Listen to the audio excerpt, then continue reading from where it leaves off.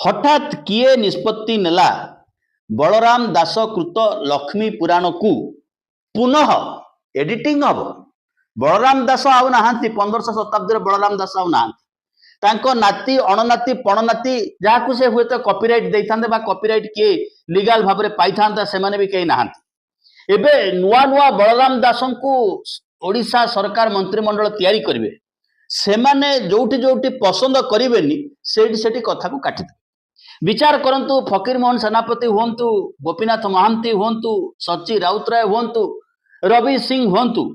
Anchor लेखा को मनोज दास हुंतु मध्य Anchor लेखा को जदि किए खंड खंड खंड खंड विखंडित करके निज रुचि रे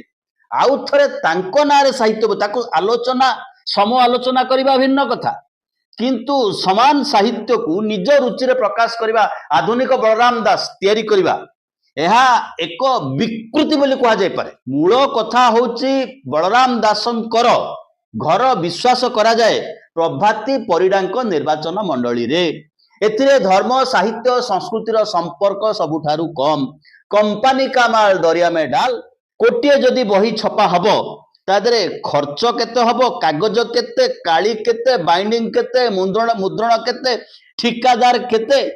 लेखा संशोधन करिथिबा व्यक्तिंग पई केते आउ भेनिटी बैग रे पसिबा पई केते से कथा को ओडिसावासी विचार करंतु।